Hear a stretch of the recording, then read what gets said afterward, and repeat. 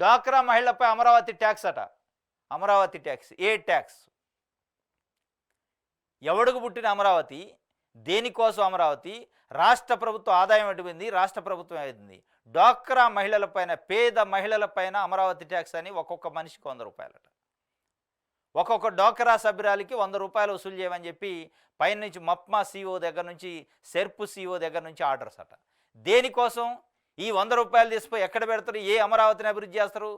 వీళ్ళు ఇచ్చే 100 రూపాయలు అంటే ఈ ఈ రకమైన వసూళ్ళు డ్వాక్రా మహిళల దగ్గరనే వసూలు చేస్తానంటే మొత్తం ప్రజల దగ్గర కూడా మరి చందాలు వసూలు చేసి అమరావతిని కడతారా?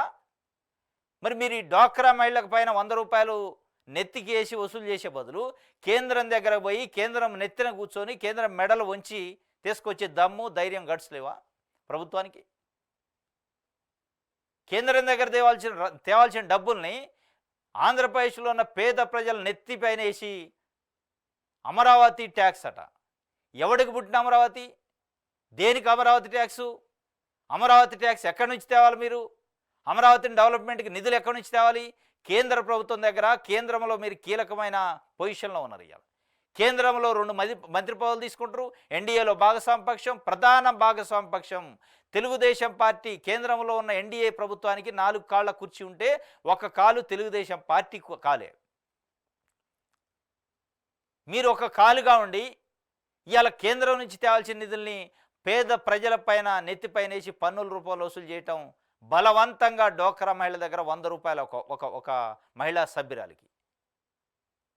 వాళ్ళకి ఇవ్వాల్సిన తల్లికి వందనం ఇయ్యలే, వాళ్ళకి ఇవ్వాల్సిన అమ్మఒడి ఇయ్యలే, వాళ్ళకి ఇవ్వాల్సిన అనేక రకాల రైతు భరోసా ఇట్లాంటి ఇలా అందులోనే అమ్మఒడి లబ్ధిదారులు ఉంటారు, అందులో రైతు భరోసా లబ్ధిదారులు ఉంటారు డ్వాక్రా మహిళల్లోనే.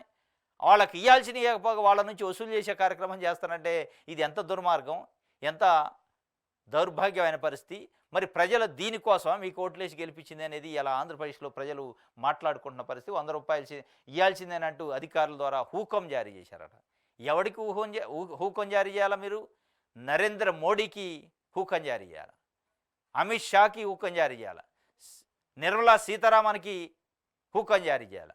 హూకం జారీ చేయాల్సిన కాదు జారీ చేయకుండా సామాన్య ప్రజల నెత్తి మీద ఇలా అమరావతి ట్యాక్స్ రూపాయలు వసూలు చేస్తానంటే ఇంతకంటే దౌర్భాగ్యం ఇంకోటి ఉండదు. మళ్ళీ మీరు 45 సంవత్సరాల రాజకీయ జీవితం అంటారు, నేను వస్తే ఉద్ధరిస్తానంటారు, నేను వస్తే సంపద సృష్టిస్తా అంటారు. ఏ సంపద సృష్టిస్తారు? డ్వాక్రా మహిళల దగ్గర 100 రూపాయలు వసూలు చేసే సంపద, లేదంటే కేంద్రం నుంచి గ్రాంట్ తీసుకొచ్చే సంపద, లేదంటే నాణ్యమైన మద్యం సరసమైన ధరలకు ఇచ్చే సంపద? ఏ సంపదను మీరు సృష్టిస్తున్నారు? ఏ సంపద కోసం మీరు పనిచేస్తున్నారు? ఎవరి సంపద కోసం? ఇది మొత్తం అయితే డ్వాక్రా మహిళలపై అమరావతి ట్యాక్స్ వేస్తానట. ట్యాక్స్ మరి ఎంతమంది కడతారు ఏందో చూడాలి.